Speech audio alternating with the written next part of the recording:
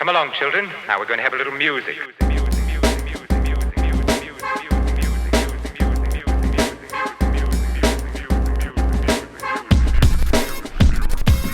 Guardians was crazy, man. I would say like it was at the Dolby Theater, which is in Hollywood, California. We didn't really, me and Dorian, we didn't really go to the red carpet. I mean, for some reason, like, I don't know. I put in the navigation, just put us, because I drove, so I put it in the navigation. Oh, like Dolby Theater. So it took us directly to the Dolby Theater, and right when we got off the elevator, we were like already inside, basically. So I was like, all right. But then like while we're inside the theater, and it was pretty much me, Dorian, and like 5 other people. And literally while we're in there, they have a live stream of like everything happening on like the red carpet or the purple carpet on like Hollywood Boulevard. And we're like, yo, what the did we just like walk right past it? Like what happened? So yeah, we camped in and saw the film there. And yo, my review of it, this is one of the most emotional Marvel films I've seen in a long time, for sure. And you know, that's especially coming off of like films like Wakanda Forever and Shang-Chi, you know, who that definitely hammer in heavy emotions really well. And this one does it just as well too. This really does feel like a conclusion for all the characters.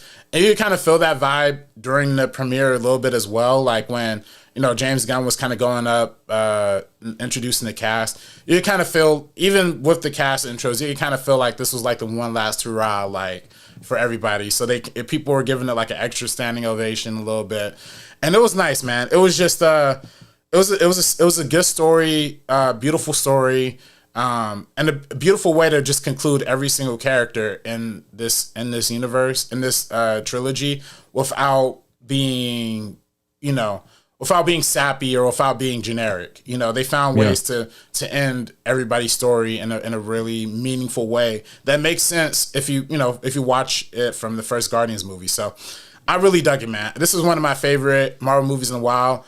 I'll say personally, if I had to rank between Phase 4 and Phase 5, if I'm combining the phases, I would say Wakanda Forever is still my number one. And I'll still personally put Shang-Chi pretty high because I think it's just a great origin story and just a great family story. But this is definitely a high number 3 for me. Like, this is definitely right there underneath Shang-Chi. I'll put it above No Way Home. I'll put it above a lot of movies that came out recently in the Marvel Cinematic Universe because it's detailed, it's real, and it's textured. And it's so funny because I was talking to people after the film about the animal designs, and I was like, yeah, those animals were so cute, weren't they? Like, weren't they so adorable? And they're like, Rob, are you crazy? Those are the sickest, nastiest looking animals I've ever seen in my life. I'm like, yo, which is true. Like, I guess if you look at it, they are kind of like, because, you know, if you've seen the trailer, you've seen the plot, it's basically about, the character's name is the High Evolutionary. I know I was struggling with that earlier. I was gonna say careful. I'm not gonna spoil. No spoilers. Definitely no spoilers. I think I've seen like maybe the first trailer. I haven't seen anything else. Well, I mean, basically what the first trailer shows is the High Evolutionary. He's the black dude.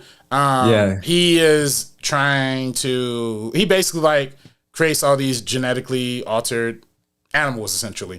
Okay. I'm not gonna say any more beyond that, and I'm not gonna say any more if you don't know what else, like how that connects to our Guardians team.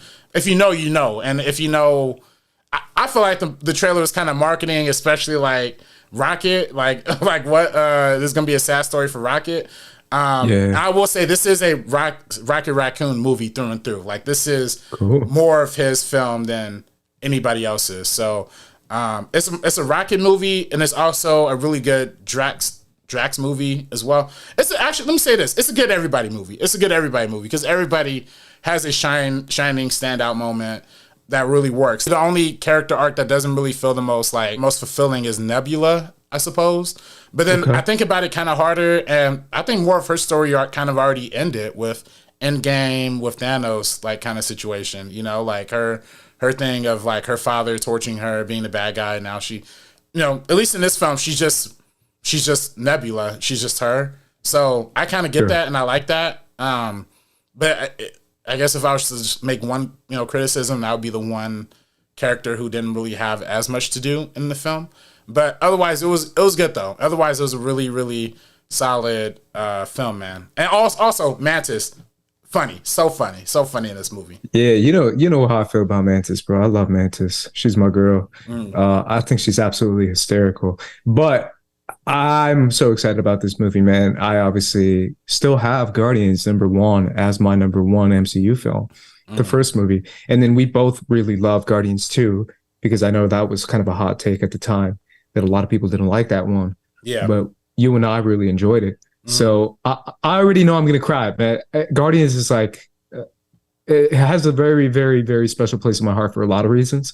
It's the last movie I saw before I moved to LA. And that kind of hits a little different too, because that was an experience for me trying to leave my background behind. It was, it kind of fits the themes of the movies and stuff. So I feel like I'm just gonna get hit so hard with like a wave of feels. It's gonna be crazy. The guy who plays the High Evolutionary, his name is Chuck Iwuji.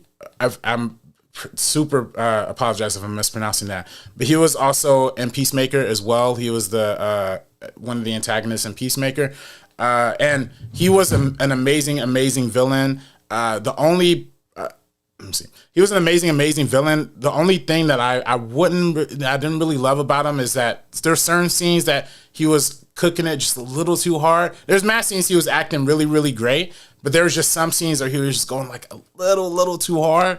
So that was my only like negative complaint on that.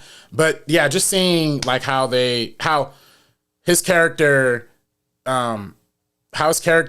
ultimately intertwines and ultimately ends up bossing around. I didn't even mention Will Poulter's character of Adam Warlock. His character is like super strong, super massive, this like Nova Star kind of character. And yet he's still being kind of bossed around by the High Evolutionary and all that, who's kind of dealing with, High Evolutionary's kind of dealing with like this God complex, like hence his name. So it's a lot of fascinating stuff. And then I would, performance wise, he was my favorite. I would also say Bradley Cooper's voice performance as Rocket Raccoon. It's also like really high up there. And also, shout out Chris Pratt, man. I know it's not cool to love this guy right now, but he actually was a pretty good character because he's dealing with the loss of Gamora and, dealing with like the new, there's a new Gamora in the group that doesn't have any of the memories of the old Gamora. So he's kind of dealing with that, like this lost love, kind of trying to find himself and trying to find his love. So it was actually really, really good, man. It was really, really good seeing that all the way through. So shout out to all the performances in this movie. Even Vin Diesel as Groot. So that's all I got on Guardians 3. Yeah, obviously I'm still excited about it. I can't wait to see that film. But this ain't funny, so don't you dare laugh. With the 4/5 divide you in half. You getting at me equals a bloodbath. You do the math.